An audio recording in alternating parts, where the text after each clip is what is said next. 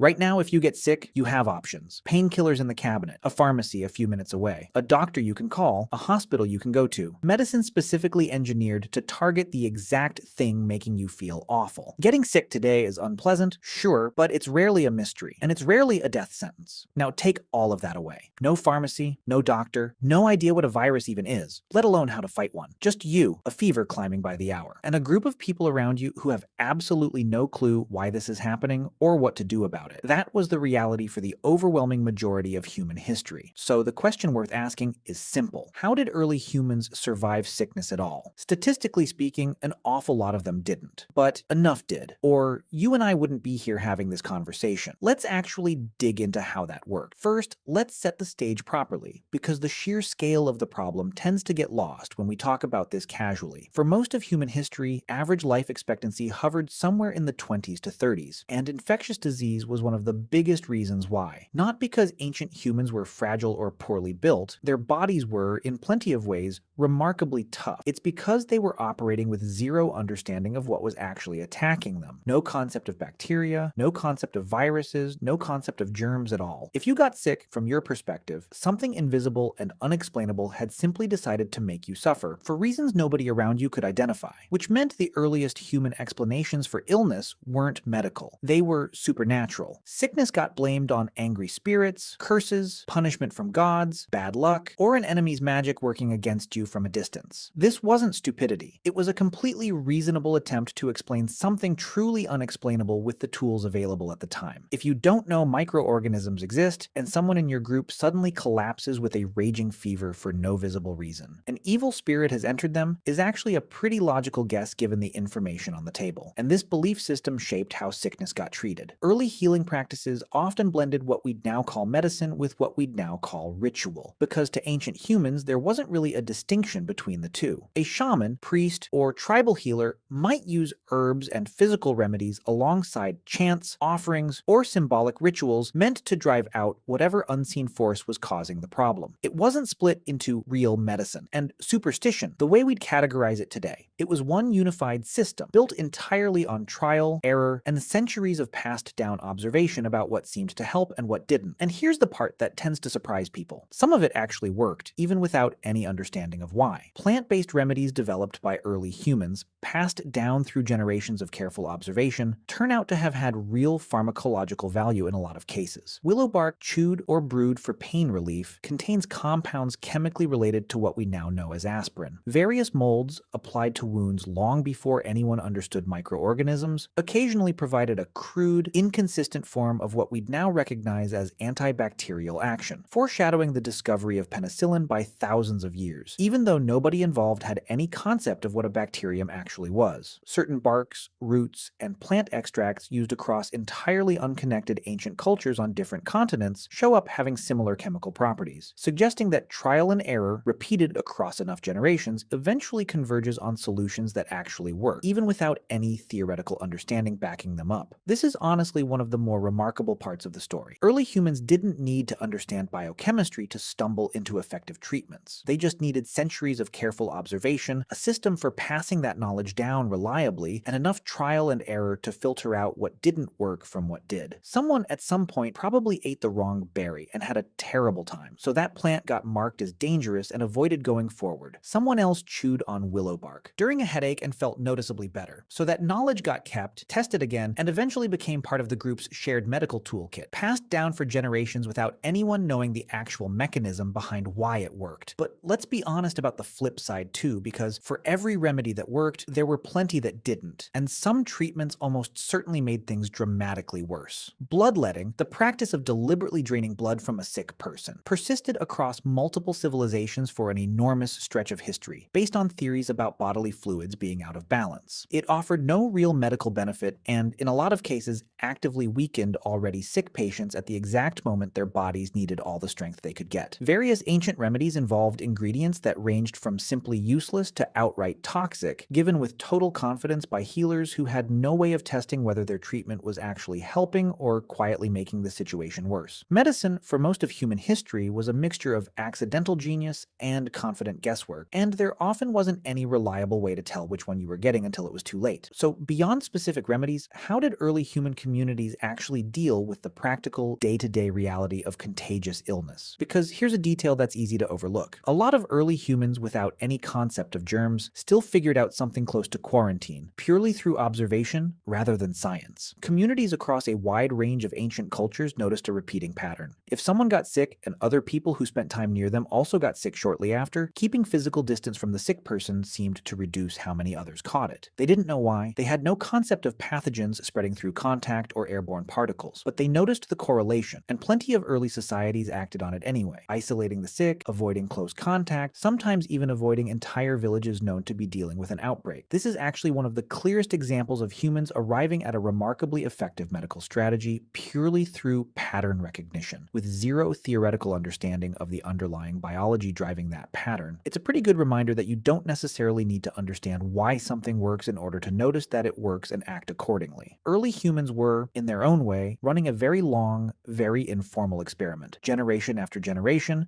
and slowly accumulating a body of practical knowledge about disease, even while their theoretical explanations for it remained completely wrong. Now let's talk about something that made the whole disease situation dramatically worse before it eventually got better: the transition to agriculture and permanent settlements. This tends to surprise people, because it seems intuitive that settling down and farming would make life easier and safer. In a lot of ways, it did, but it also created a seriously brutal new set of disease risks that hunter-gatherer groups simply hadn't dealt with at the same scale. Permanent settlements meant permanent proximity to human waste, which meant contaminated water sources became a much bigger problem than they'd been for smaller, more mobile groups. Domesticating animals, one of the defining features of early agricultural societies, put humans into close ongoing contact with livestock in a way that hadn't existed before, and a huge number of infectious diseases that plague humanity to this day actually originated as animal diseases that jumped species once humans started living in close quarters with cattle, pigs, and poultry. Larger, denser populations also meant disease could spread between people far more efficiently than it ever could in small, scattered hunter-gatherer bands. A contagious illness in a group of 20 nomadic people might burn out relatively quickly, simply because there weren't enough people close together to keep transmission going. A contagious illness in a settled village of several hundred people, living in close quarters, sharing water sources, surrounded by domesticated animals, had a much easier path to spreading widely and sticking around. In a strange way, the very developments that allowed human civilization to grow, farming, permanent settlement, domesticated animals, also created the exact conditions that allowed infectious disease to become a far bigger, far more persistent threat than it had been before. This is actually one of the more counterintuitive twists in this whole story. Progress, in this specific case, made things worse before it eventually made them better. Humans had to survive centuries of worsened disease conditions, caused directly by their own advancing civilization, before eventually developing the knowledge and infrastructure needed to fight back properly. So how did people cope with all of this on an individual personal level when illness struck and nobody around them fully understood what was happening? A huge part of early survival came down to sheer brutal natural selection, as uncomfortable as that is to sit with. Populations that survived repeated waves of disease weren't necessarily doing anything clever. A significant portion of survival simply came down to genetic variation. Some individuals had immune systems that happened to respond more effectively to specific pathogens circulating in their environment, and those individuals were more likely to survive, reproduce, and pass on whatever biological traits gave them that edge. Over generations, populations that had been repeatedly exposed to certain diseases developed higher rates of resistance within the group, not because anyone understood immunology, but because the individuals without that resistance were disproportionately less likely to survive long enough to have children. By the way, if you want to go even deeper into the secret lives of ancient humans, I just launched a full course called The Secret Lives of Ancient Humans. 10 modules, 3+ hours of content covering everything we never talk about on YouTube. What they feared, how they communicated, what hunted them, and much more. Plus an exclusive PDF guide included. Link in the description. See you inside.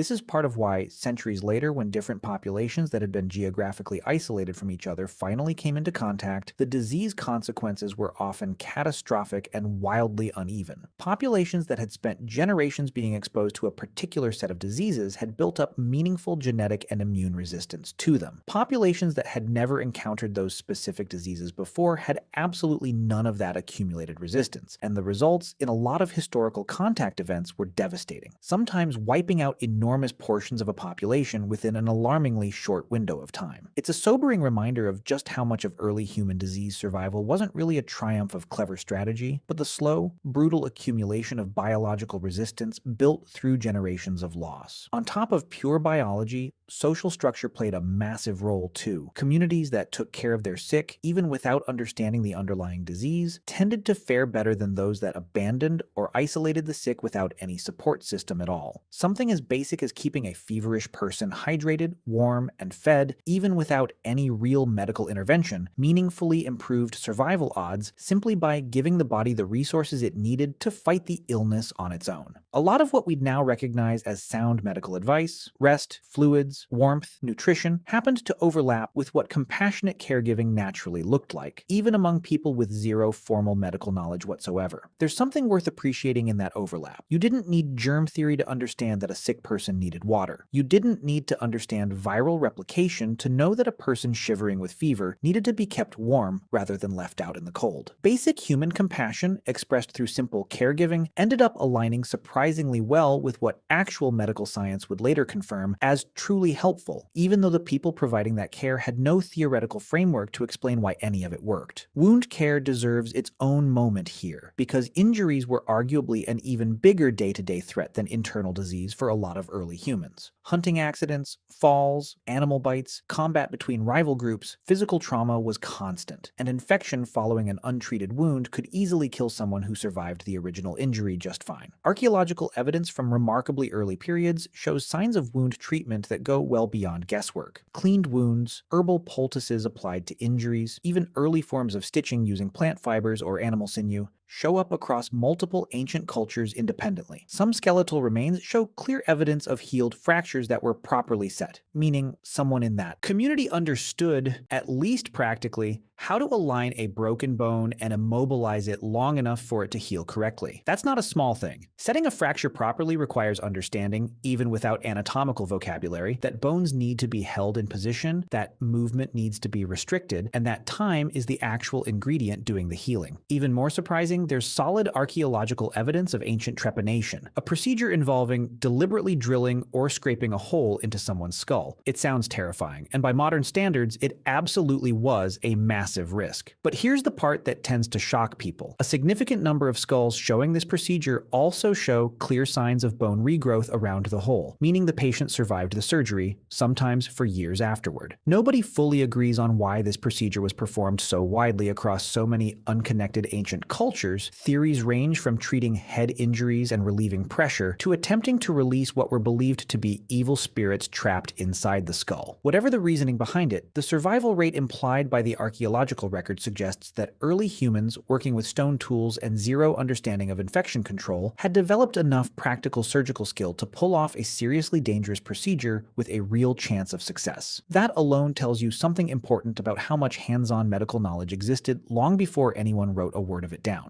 Midwifery is another area worth pausing on, because childbirth was, for most of human history, one of the single most dangerous events a person could go through, and the informal medical knowledge built up around it was extensive. Experienced women within a community often served as de facto medical specialists, accumulating detailed practical knowledge about complications, positioning, and recovery through nothing more than repeated first-hand experience passed from one generation of caregivers to the next. This knowledge rarely got written down, especially in cultures where formal medical texts were reserved for other topics entirely, which means an enormous amount of accumulated, remarkably effective medical expertise simply lived in the memories of specific individuals, community to community for centuries, species, vulnerable to being lost entirely if it wasn't passed on in time. It's also worth mentioning that humans likely weren't figuring all of this out in total isolation from the natural world around them. Plenty of animals display what scientists now call self-medication behavior. Dogs eating specific grasses when their stomach is upset, primates selecting particular leaves known to have anti-parasitic properties, certain birds lining their nests with plants that repel insects. It's entirely plausible that early humans, watching animals around them closely as part of survival itself, picked up at least some hints about which plants seemed to help with which problems by observing the natural world doing its own version of trial and error first. Human medical knowledge probably didn't develop in a vacuum. It likely absorbed lessons the natural world had already been running for millions of years before humans showed up to take notes. Let's talk about a specific historical turning point that completely reshaped how humans dealt with disease. The growing recognition, centuries before germ theory formally existed, that some kind of exposure could offer future protection. Long before anyone understood what a virus actually was, various cultures independently noticed something remarkable. People who survived certain diseases, like smallpox, seemed to become protected from getting that same disease again. This observation led to some remarkably bold, occasionally reckless early experiments. In parts of the ancient world, deliberately exposing healthy individuals to material from mild smallpox cases through practices that would eventually evolve into what we now call inoculation became an intentional strategy in certain regions long before Western medicine formally adopted or even accepted the idea. This wasn't a lucky accident. It was the direct result of careful, repeated observation across generations, noticing a consistent pattern and eventually acting on it deliberately, even without any understanding of antibodies, immune memory, or how any of it actually worked. On a biological level, it's honestly remarkable when you step back and look at it, how far pure pattern recognition managed to carry early human medicine. No microscopes, no understanding of cells, let alone pathogens smaller than cells. And yet, through sheer persistence and generational knowledge sharing, certain populations arrived at strategies that were, in their basic conceptual structure, startlingly close to what modern immunology would eventually confirm and formalize centuries later. Of course, none of this happened smoothly or evenly across the world. Different regions developed wildly different levels of medical understanding at wildly different speeds, shaped heavily by population density, trade routes, and how much cross-cultural exchange of knowledge was actually happening. Some ancient civilizations developed surprisingly sophisticated medical texts, documenting symptoms, treatments, and outcomes with real rigor for their time. Others relied almost entirely on oral tradition passed from healer to apprentice with far less systematic documentation, though not necessarily less effective practical knowledge as a result. It's also worth acknowledging just how much sheer suffering sat underneath all of this progress. For every remedy that worked, for every early insight into contagion or immunity, there were countless individuals who didn't survive long enough to benefit from any of it. Entire families wiped out by outbreaks nobody understood. Communities decimated by diseases that today we treat with a short course of readily available medication. The knowledge that eventually saved future generations was often paid for, quite literally, with the lives of people who never got the benefit of it themselves. That's not a detail to breeze past. It's the uncomfortable foundation underneath basically all of early medical progress. So, where does all of this actually leave us thinking about how early humans survived sickness? The honest answer is a combination of things working together, none of them individually enough on their own. Trial and error herbal knowledge passed down carefully across generations occasionally stumbled onto remedies that had real pharmacological value, even without any theoretical understanding behind them. Pattern recognition around contagion led some communities towards surprisingly effective isolation practices, long before anyone understood what was actually spreading between people. Basic, compassionate caregiving, rooted in nothing more sophisticated than wanting to help a suffering family member, happened to align with what we'd now recognize as legitimately sound medical advice. And underneath all of it, brutal biological selection quietly shaped which populations developed resistance to which diseases, entirely independent of anyone's intentions or understanding. None of it was efficient by modern standards. None of it was reliable in the way modern medicine is reliable. Survival often came down to a mixture of luck, slowly accumulated observation, and sheer biological toughness, rather than anything resembling a guaranteed, dependable system. And for an enormous number of people across an enormous stretch of human history, none of it was enough. Sickness remained one of the single biggest threats to human survival for the overwhelming majority of our species' existence, right up until remarkably recent developments in science finally started shifting the odds meaningfully in our favor, which puts something you probably don't think about very often into a pretty stark perspective. The antibiotics sitting in your medicine cabinet, the vaccines you likely received without a second thought as a child, the ability to walk into a clinic and get a diagnosis instead of guessing whether an angry spirit is responsible for your fever, none of that existed for the overwhelming majority of human history. It's an almost absurdly recent development, arriving only after countless generations of trial, error, catastrophic loss, and slow, painstaking accumulated knowledge, most of it built by people who never got to benefit from what they eventually figured out. So next time you take a painkiller without thinking twice about it, or get through a cold in a few days without any real fear attached to it, it might be worth remembering just how much unglamorous, hard-won history is sitting quietly behind that moment. Behind every pill bottle and every routine doctor's visit is an absolutely staggering amount of trial, error, and loss that most of us never have to think about at all, which leaves an interesting thought worth sitting with. If something as basic as surviving a common illness used to be this uncertain, this dependent on luck and centuries of slow trial and error, what other parts of modern life that feel completely safe and guaranteed today might actually be resting on a similarly fragile, recently built foundation?